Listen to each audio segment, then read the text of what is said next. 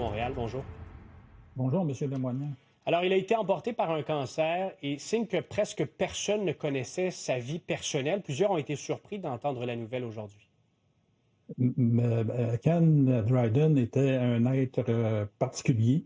Mhm. Et en ce qui concerne sa maladie, il ne voulait pas que personne, en dehors de sa famille, que personne ne le sache. Pour lui, c'était sacré. La vie familiale, on pouvait y parler de n'importe quoi, de n'importe quel sujet. De hockey, de politique, de ses livres, tout. Mais sa vie personnelle, c'était sacré. Il ne tenait pas à en parler.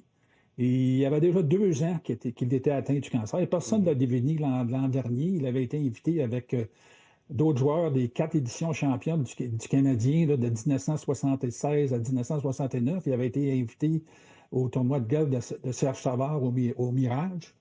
Et personne à ce moment-là aurait pu dire qu'il était atteint, qu'il soignait un cancer.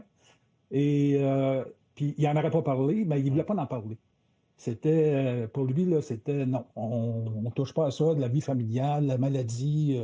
Il voulait vivre ça avec sa famille, il voulait garder ça privé. D'ailleurs, je peux vous dire que la famille, pour le moment, je ne sais pas si le Canadien ou d'autres personnes vont les convaincre d'autres choses, autrement, mais pour le moment, il n'est pas question de funérailles publiques, Ah ouais. aucunement. Ça va se faire en privé, puis je suis certain que Ken Dryden est derrière ça. Je veux qu'on revienne sur certains éléments de sa carrière. Ses débuts, entre autres, il conciliait les études pour devenir Ouais. avocat et la vie d'un hockeyeur professionnel. Vous l'admettrez avec moi, là, c'est tout de même particulier. On verrait plus ça de nos jours. Fallait le faire. Ouais. Puis à l'époque, là, écoutez, là, Serge Savard qui me dit aujourd'hui que quand Serge Savard faisait figure d'extraterrestre auprès de ses coéquipiers, il dit, Ah ouais. on arrivait dans le junior, ce qu'on faisait, on quittait l'école pour être le plus concentré Mhm. possible sur la réussite de nos carrières. Dryden arrive avec une pile de livres en dessous du bras et il étudie à McGill. Puis, ce qu'il faut se rappeler, c'est qu'avant qu'il joue avec les Canadiens, il jouait pour les Voyageurs à Montréal, qui était la filiale du Canadien, qui jouait au Forum.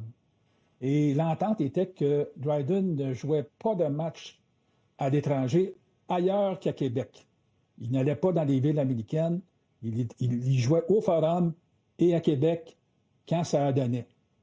S'il avait des examens à passer, il n'était pas là. Donc, c'était l'entente qu'il avait avec Sam Pollock.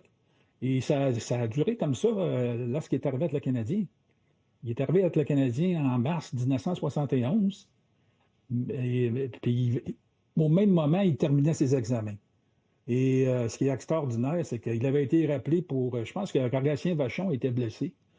Et on le rappelle pour un match à Pittsburgh. Le Canadien l'emporte 5-1. On le garde à Montréal. L'équipe a 3 gardiens.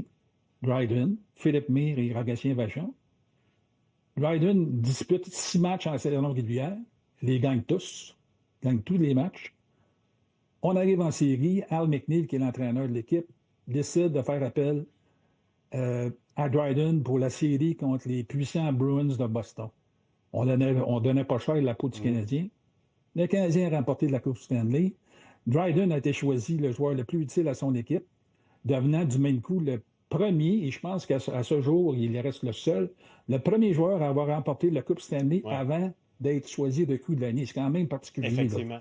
Je disais votre papier tout à l'heure dans le Journal de Montréal, le Journal de Québec, Serge Savard qui explique que Ken Dryden était un être en avant de son temps de Oui. 50 ans. Je trouvais ça intéressant. Pourquoi? C'est quoi la raison qui est donnée par son Ben, ancien coéquipier? ben, écoutez, il y a 50 ans, Ken Dryden parlait d'environnement avec Ralph Nader.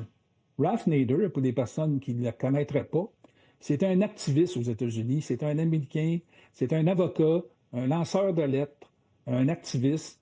Et lui, l'environnement, c'était une question qui le touchait beaucoup.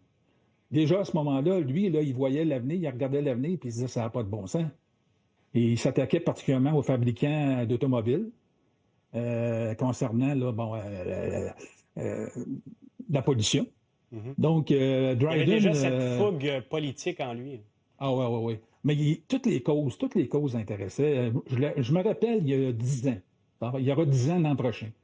l'ancien lieutenant-gouverneur du Canada, David Johnston, invite Dryden à prononcer une conférence dans le cadre d'une assemblée portant sur les commotions cérébrales à Rideau Hall. Et lorsque Dryden a pris le micro, il y a eu un grand silence dans la foule, dans l'assistance. Puis là, on a bu ses paroles. Là, ça a duré 10-12 minutes. Là.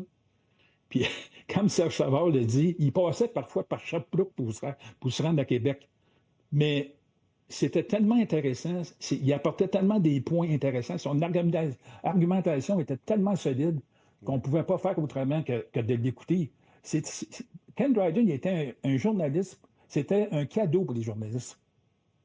On va parler des journalistes de sport en premier parce qu'il détonnait tellement par rapport à ses coéquipiers, mais il était aussi dans les conférences. Les gens l'écoutaient, buvaient ses paroles. Marc Defoy, journaliste et chroniqueur sportif au Journal de Montréal. Merci d'avoir été avec nous.